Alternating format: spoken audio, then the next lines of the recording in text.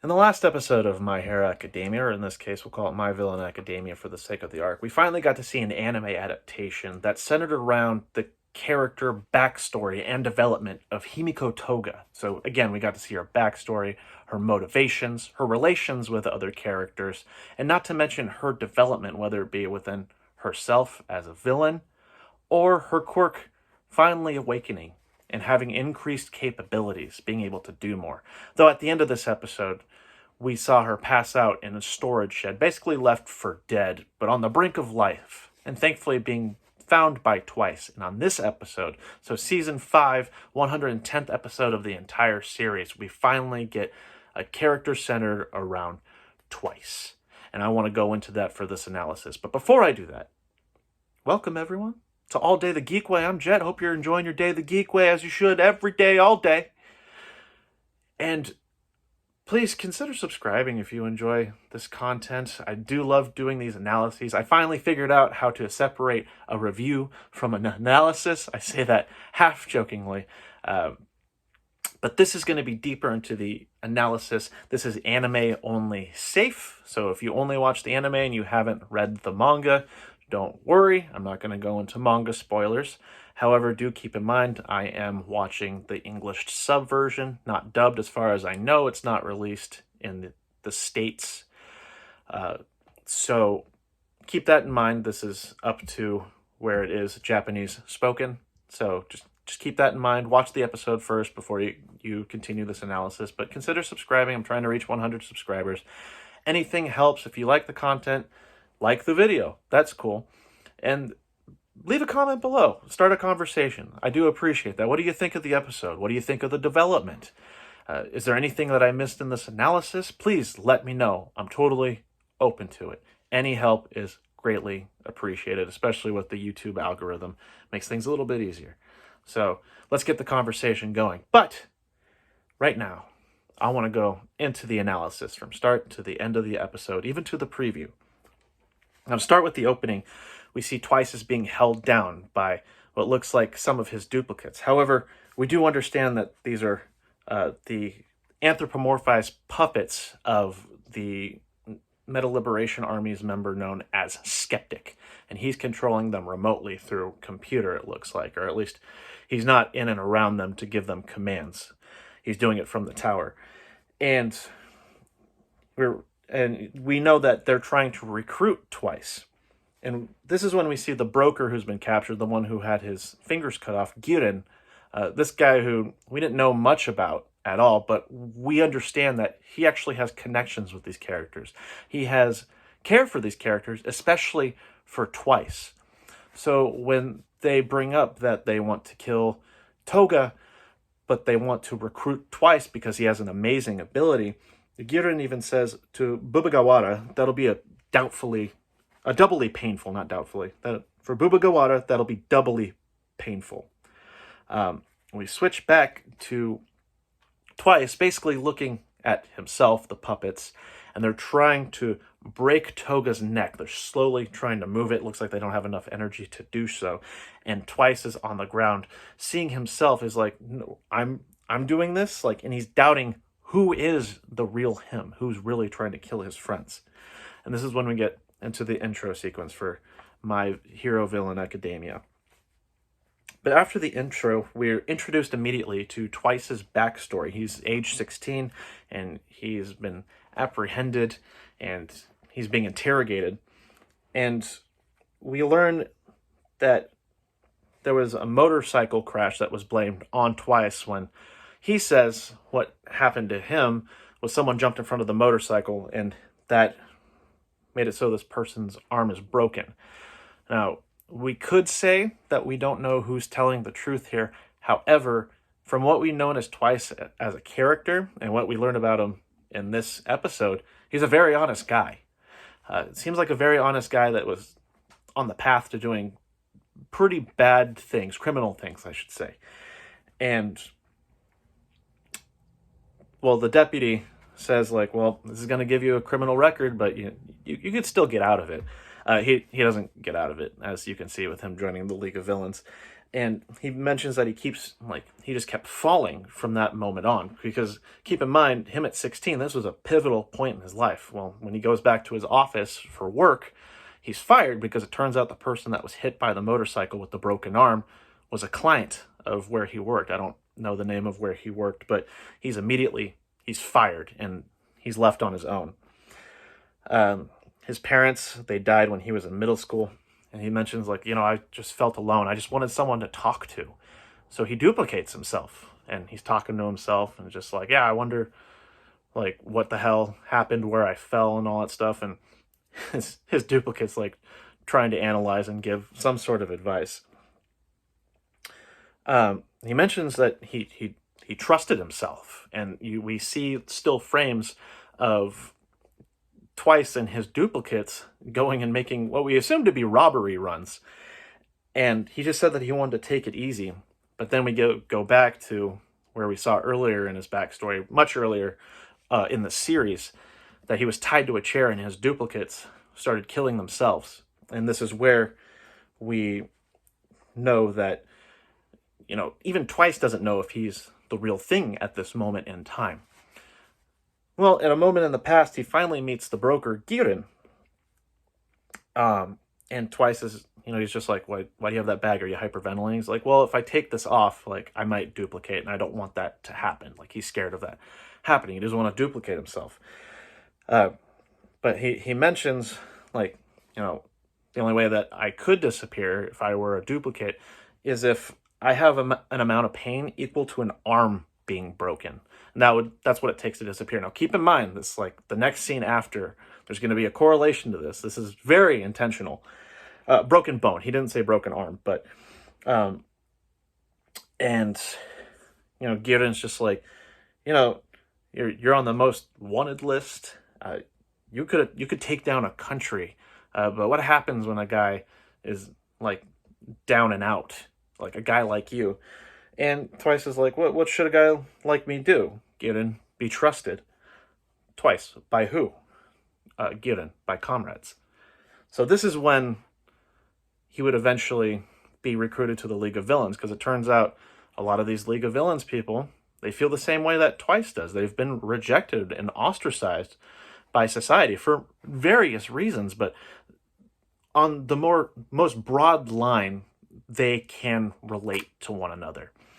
But we go back to the present, and he escapes from the puppets, and he's running to release Toga, and Skeptic is just like, oh, yeah, puppets, I think it was F and G or something like that, doesn't matter. Hold him down, or punch him, and they start pummeling him on the ground. They grab his arms, and they apprehend him, and Skeptic's like, break his arms. And so they do, and Twice is screaming in pain, but what's interesting about this is Twice is happy by the amount of pain, because he says, oh, I haven't disappeared. And he understands that he's the real Bubba Go-Wada. He's the real Twice.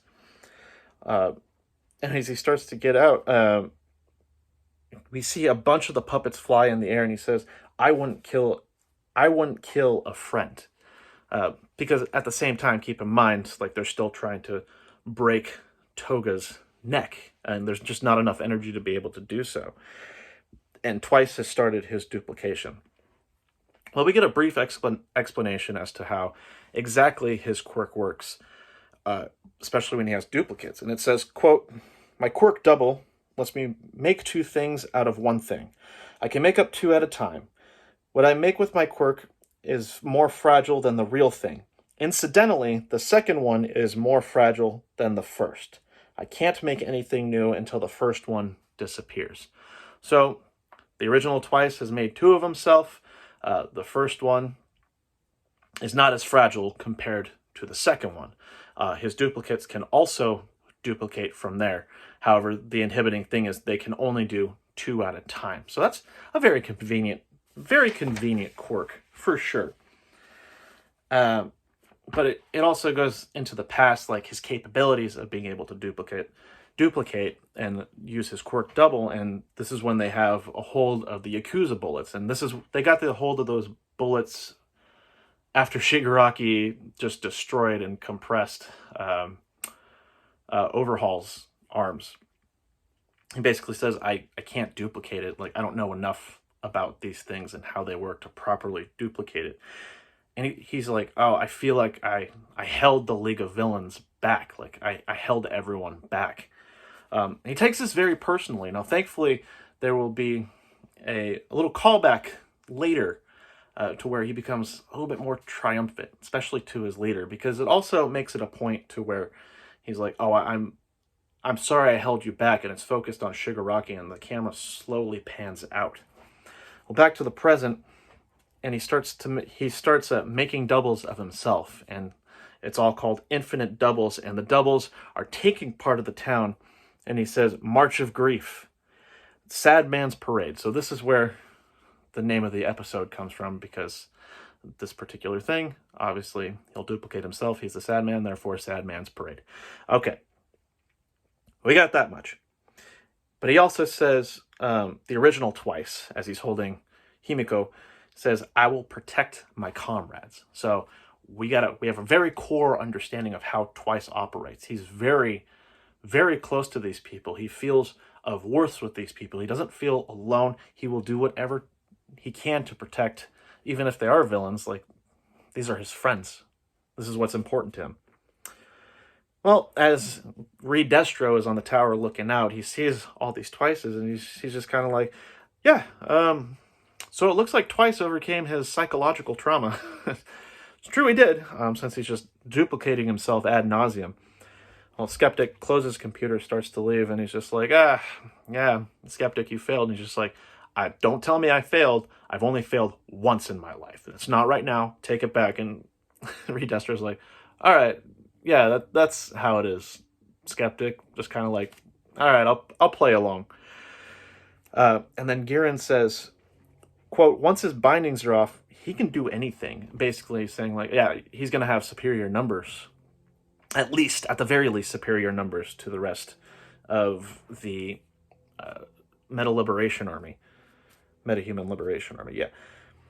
Then the camera will go back to... The scene will go to Genten versus Dabi. Because it was weird. In the last scene, he was just like, isn't that right, Genten? Like, Reed Destro was. And I'm like, what? Like, at least talk to Gihren or someone else. But it was just... Genten was brought up just for the transition to the next scene. It's Genten versus Dabi. And the ice is being melted and compressed. Mr. Compress is just like, hey, can you help me? And Twice is like, why should I help you? Or Dabi's like, yeah, why should I help you? Why not that guy? And it's just a whole bunch of Twices on a bunch of buildings. And this was a lot of fun. I'm glad they animated this. This was incredibly fun. Just Twice just saying his really quirky lines. He is a lot more of the comedic relief within the League of Villains, and I think that's probably why he's my favorite of the League of Villains. I know everyone loves Dabi, but I love Twice. I think he's hilarious, and I love his character motivations and his development. I think it's very compelling. But anyway, you'll see, it was a lot of fun because you'll see like a bunch of Twices. They're like climbing up a pole to get to the roof.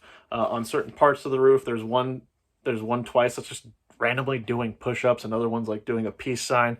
And then before the scene transitions, one Twice is jumping off a building into a crowd of himself so that he can crowd surf.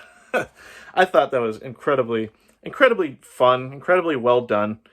And well, anyway, they're just like, Twice, you overcame your trauma? And Twice is just like, love and courage fixed everything. Like, sincerely, too. And it's funny because, keep in mind, this is a villain saying that. And Mr. Compress also acknowledges, like, you're a villain. And he's just like, yeah, well, I say good things.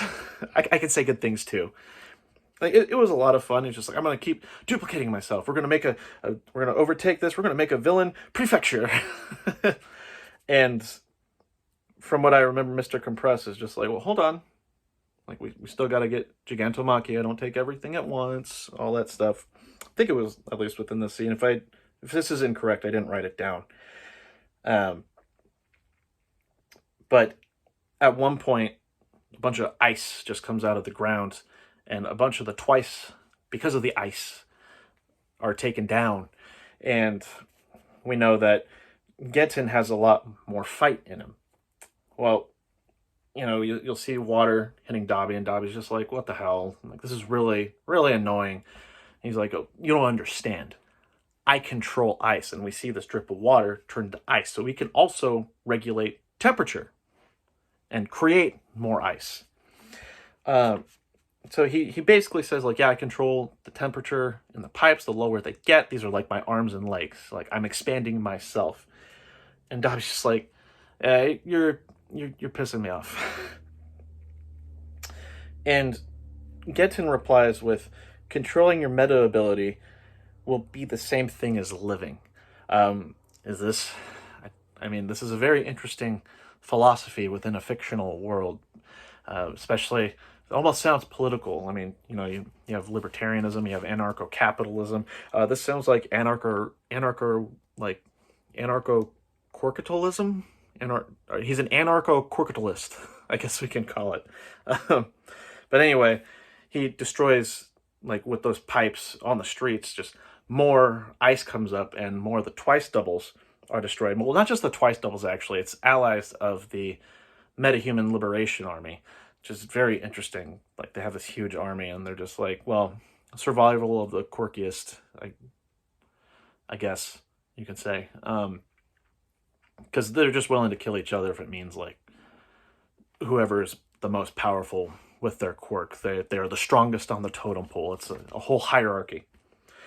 And then Genten says there's no value in life other than the strength of one's meta ability.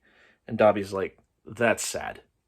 Die. Like, yeah, you're better off dead if you believe this. And Genten notices, just he's making an observation. He's like, well, I don't know how much fight you have because your skin's burning. And I mean, that's kind of a reasonable thing to be able to observe because most of his body is kind of burnt out skin. And he's just like, yeah, like, if you're using a quirk and you're part of, like, the Liberation Army, one of the easiest things, most basic things to do is observe other people's quirks and go from there. Well, we also see Mr. Compress. He's talking about, like, everything going on. And it focuses back on the doctor in the Nomu lab. And he's just like, oh, well, it's because you're trying to cheat and, like, all this is happening. But, if you were dead, that's pretty sad for All for One. So he presses a button and it activates the radio that's next to Gigantomachia. And it's the voice of All for One saying, like, Machia. And he wakes up immediately from there. And then the doctor's voice goes through, just being like, yeah, this is happening. Like, they're taking advantage of Shigaraki when he's tired. And Machia's like, oh, the successor? And we get to see him in action. He just jumps out. And you see that he's going, like, for high speeds. And I do love the animation. Like, you could tell there was a lot of frames just put into, like, this 1 second just of Machia going toward the town and in action. I think he sniffed out Shigaraki to know his location, like, approximately. But he's not in town yet, so don't worry about it. This is when we get to the intermission. And it's really funny because it goes on twice and it gives his explanation. But, like, for Dabi, it says, Dabi, quirk unknown, details unknown. I'm like, what do you mean? Like, we just saw it. He emits blue flames. And he gets burnt by his own flames, but he can emit a lot of them, kind of like Endeavor and Shoto. Anyway, I just thought that was kind of funny. I'm sure they're going to explore it more later. They are. But we go to, after the intermission, it's focused on Spinner and Shigaraki. They're getting attacked as they run to the tower. And Spinner's become a little bit more frantic, and Shigaraki's calm until a lot more people arrive because, like, missiles are flying in the air and a bunch of abilities are being used. But oddly enough, rather than Shigaraki being like, oh, he's, like, grinning. And right after that, right before they're attacked, actually, there's an explosion in the background. And it's like, it's very brief, but you can understand what's going on because all that stuff happening, he's smiling, but Shigaraki and Spinner are saved by the Twices. I guess that's plural for twice is Twices. It is for this. Doesn't matter. That's how they say it.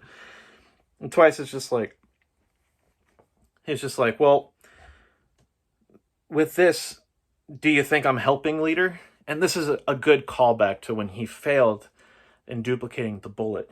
And even Shigaraki's like, that's amazing twice. And this is where we see like Shigaraki, as much as he wants to destroy everything, he is very truthful in his characterization uh, and being able to do what his comrade wants. He does have affection in some way for his comrades, twice being one of them, of course. And he asks him like, "Can you clear a path to the tower?" Like the boss and Giran are there. It might be a trick, but there's a lot more enemies the closer you get to the tower, so they're protecting this. But just leave enough pieces for when Gigantomachia comes in. To which Twice is just like, "That's fine, I can do it." But Spinner's just like, "Can't Twice just do this alone?" And Shigaraki replies with, "No, he likes Giran too much, playing with people's hearts. Dot dot dot. I can't forgive you, Liberation Army." So we get to see a further motivation for Shigaraki because they are toying with his league, and he does again. He cares for, even if they're his subordinates, they are people that he cares about. So at least right now, there's a lot more sympathy for Shigaraki, sympathy for his motivations, but also like we get really good detail subtly into his character. It's not just him manipulating people typically as villains do. So I find that very fascinating. Next thing you know is the politician. What was his name? Hanabata, the guy who's in charge of the Hearts and Mind party in Japan. He rolls up in a van. He starts giving this really motivational speech. And for once, I didn't actually write down the speech because it's actually not really important, because the purpose behind it is to energize the his subordinates in the Liberation Army, and they are super motivated, and they attack Shigaraki, who's protected by Twice, and we notice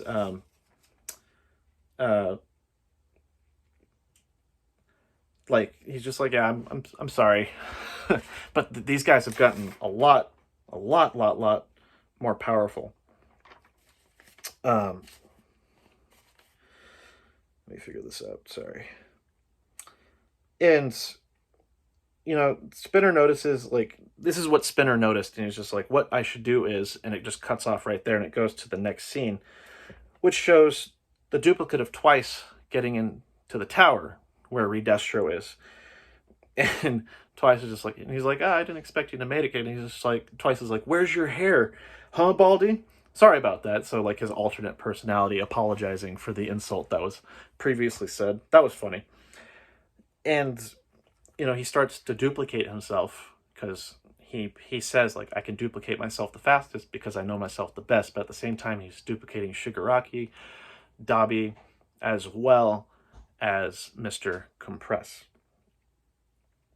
And the clone of Shigaraki, he's like, "Oh yeah, just keep in mind your clones. Like if you die, like you're not dead. You're still alive." And one of the duplicates is just like, "Yeah, I'll dig a grave for you." And the clone of Shigaraki's like, "Don't make a copy of your leader expecting him to die." Well, the Twice doubles, like before they go in for the attack, they're competing to see who's the real one. And one of the clones, I think it was the clone that ran in, I don't remember, to be honest with you, he basically tells everyone, "Shut up, doesn't matter who's what." And he basically says like, "I'm gonna put my heart and soul toward my comrades," and starts to attack Redestro head on. But the head just basically explodes. Like his head just comes clean off.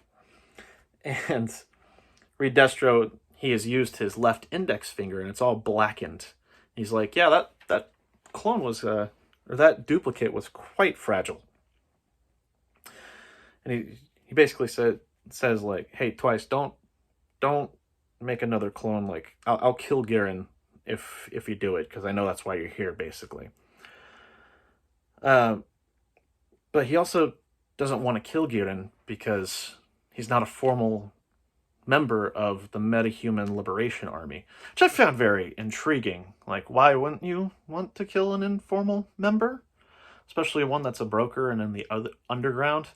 But also it implies, like, he has no problem killing formal members or sending them to their deaths. Like, he genuinely has no problem with it. And we see a lot of the higher ups of the Metahuman Liberation Army, they have very little to no regard of their subordinates, willing to sacrifice them for the sake of the Metahuman Liberation Army. So I found that very interesting. But the Shigaraki clone comes in. He's just like, well, thanks to you, Twice, it's one versus many. And then Mr. Compress and Dobby's, the clone of Dobby, start to attack. And Twice is like, wait. And Reed Destro just has a huge arm. It's turned all black and it's like expanded. And he just does a quick swipe. And a bunch of the clones, the duplicates, as well as one of the Twices, half of the body is destroyed in the air. And out of the window is just like a huge forceful impact, and dust and wind just start going out the window. And after that happens, the dying Twice, the one that was cut in half, duplicates himself to make another Twice to go to Giren, and he's just basically like, Giren, are you okay? Oh no, like your fingers were actually cut off, and it was all the fingers on your right hand. That's the same hand that you smoke natural American spirits with, which I found very amusing because that's actually it's actually a cigarette brand. I didn't know that, but that being said, I don't endorse smoking. Don't smoke, kids. And then Giren's apologizing for the information being revealed. He's like, yeah, I did a bad job as a broker. And Twice says, quote, don't apologize. Guys who haven't done anything wrong don't need to apologize, unquote. And Reed Destro, he's ready to attack. His left hand is blackening, and he's jumping toward the back of the head of the duplicate of Twice, and he says, disappear in the face of my dream. And the clone of Shigaraki, who we learned survived, he says, sounds like you have a noble dream. So just throwing more shade. He's good at throwing shade. I gotta give him credit.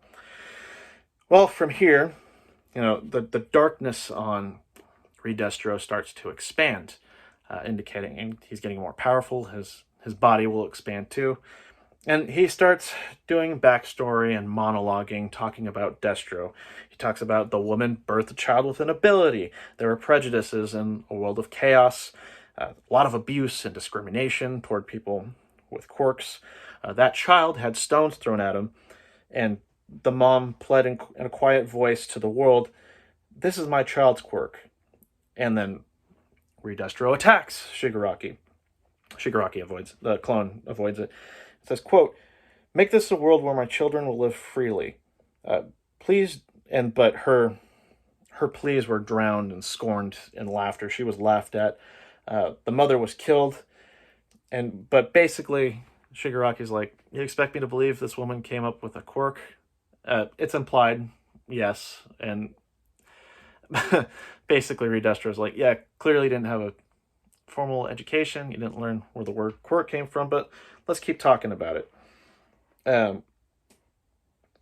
It says when the heroes and vigilantes became more popular, the government intervention for rectification, they had to use the lady who died. They used her appeal. And it says, quote, a meta ability is part of someone's personality, a quirk. They're diverse, unquote. And it changed how people thought of quirks. And then Shigaraki's caught by Reed Destro, and he talks about how political measures suppressed people's abilities.